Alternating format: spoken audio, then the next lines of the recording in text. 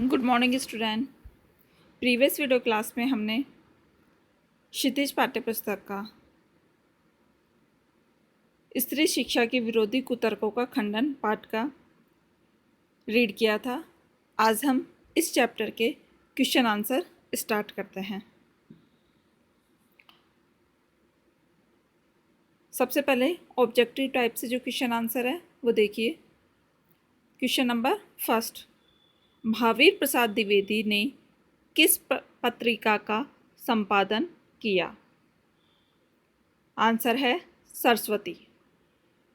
सरस्वती पत्रिका का संपादन महावीर प्रसाद द्विवेदी ने किया था। क्वेश्चन नंबर सेकंड है, शकुंतला ने किस भाषा में श्लोक कहा? आंसर है शकुंतला ने प्राकृत भाषा में श्लोक कहा। यह होते हैं ऑब्जेक्टिव टाइप से जो क्वेश्चन आंसर थे वो कंप्लीट। जो नेक्स्ट है वो है वेरी शॉर्ट टाइप से क्वेश्चन आंसर।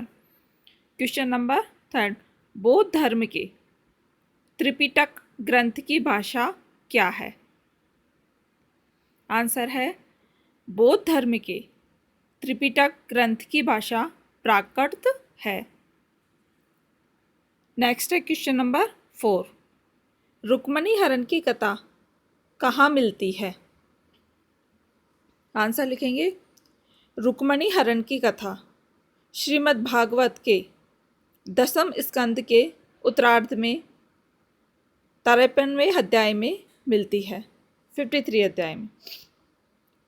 नेक्स्ट है क्वेश्चन नंबर 5, पाठ में आए प्राचीन कालीन विदेशी महिलाओं के नाम लिखिए।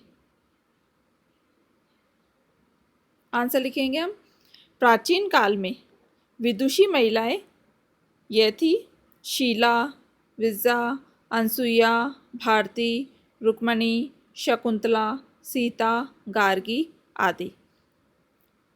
इन सभी महिलाओं के नाम जो है पाठ में आए हैं। नेक्स्ट है क्वेश्चन नंबर 6, शकुंतला ने दुष्यंत के विषय में दुर्वाक्य क्यों कहे? आंसर है शकुंतला के साथ राजा दुष्यंत ने गांधर्व विवाह किया था, किंतु बाद में उसको पहचानने से भी मना कर दिया।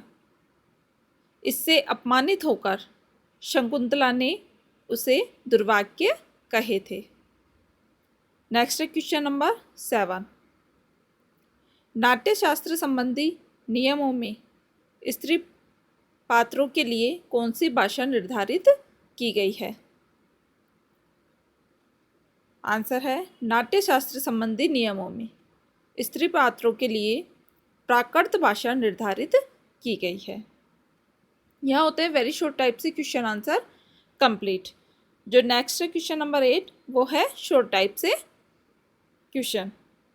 नेक्स्ट देखिए क्वेश्चन नंबर 8, नाटकों में स्त्रियों द्वारा प्राकृत बोलना उनके अनपढ़ होने का प्रमाण नहीं है, स्पष्ट कीजिए।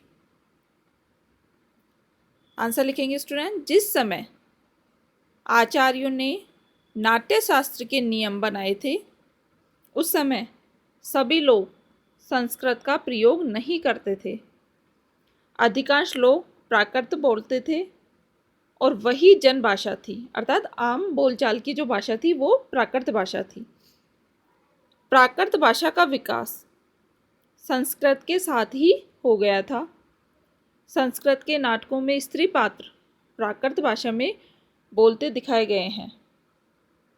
यह नाट्यशास्त्र का एक नियम था कि स्त्री पात्र प्राकृत भाषा में बोले।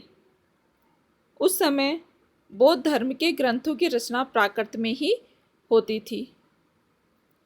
जैन धर्म ग्रंथ भी प्राकृत में रचे गए हैं। इस तरह स्त्रियों के द्वारा प्राकृत भाषा में बोलना उनके अनपढ़ होने का प्रमाण नहीं है। जो पहले के जो नाटक होते थे उसमें स्त्रियों को यह छूट मिलती थी कि वह अपने जो संवाद है वो प्राकृत भाषा में बोल सकती है, और जो पुरुष के जो संवाद होते थे वो संस्कृत भाषा में बोलने की उन्हें संस्कृत भाषा में बोलने के लिए बोला जाता था। तो जब स्त्रियां प्राकृत बोलती थी तो यह कहना बिल्कुल अनुचित है कि वो अनपढ़ थी। अनपढ़ होने का ये प्रमाण नहीं है। नेक्स्ट है क्वेश्चन नंबर 9। यह सारा दुराचार स्त्रियों को पढ़ाने का ही कुफल है। पंक्ति में निहित व्यंग को स्पष्ट कीजिए।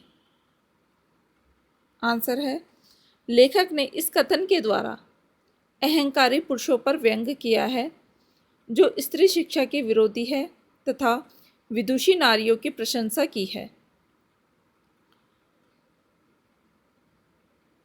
यदि कोई स्त्री अपने सुसंगत तर्कों से किसी पुरुष को हरा देती है तो वे इसे स्त्री शिक्षा का दुराचार और कुफल मानते हैं।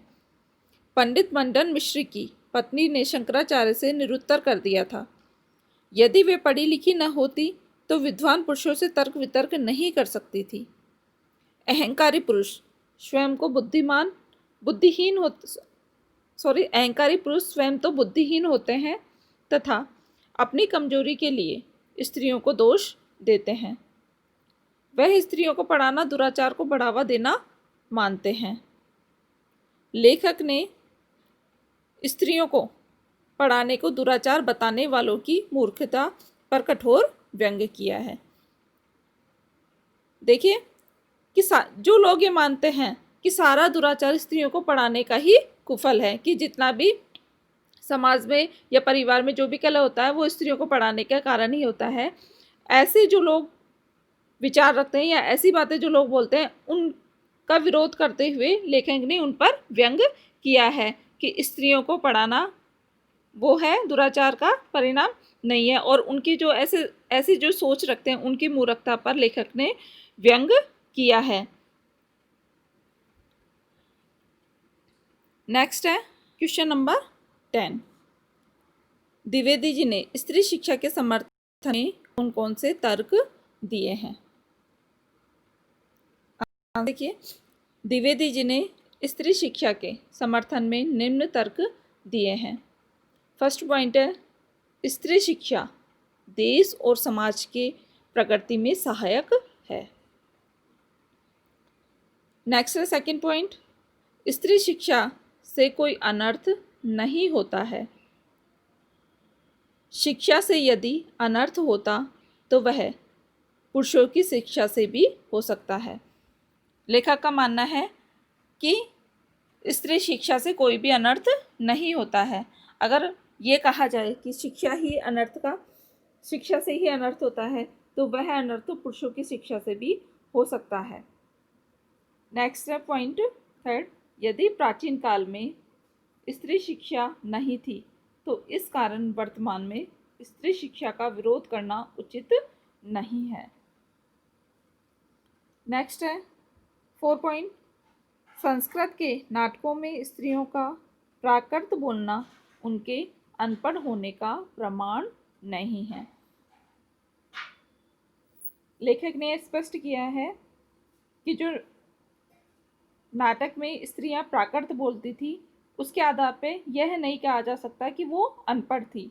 उन्हें यह छूट मिलती थी या उन्हें यह जो नाट्य शास्त्र उन्होंने नियम बनाया था कि जो स्त्रियों के संवाद है वो प्राकृत भाषा में बोल सकते हैं, और प्राकृत भाषा बोल आमचाल की जन भाषा थी। जो पुरुष थे वो संस्कृत में अपने संवाद बोलते थे, इसलिए उन नाटकों के आधार पर यह नहीं कहा जा सकता कि स्त्रियां जो है वो अनपढ़ होती थी प्राचीन काल में। नेक्स्ट जो पॉइंट है वो है फिफ्थ, वर्तमान में कुछ अहंकारी लोग स्त्री शिक्षा का विरोध गलत दृष्टि से कर रहे हैं जो उचित नहीं है। लेखक ने यह स्पष्ट किया है कि जो स्त्री शिक्षा का विरोध करते हैं वो गलत है। स्त्री शिक्षा एक आवश्यक है, इससे समाज और देश की प्रगति में यह सहायक होती है।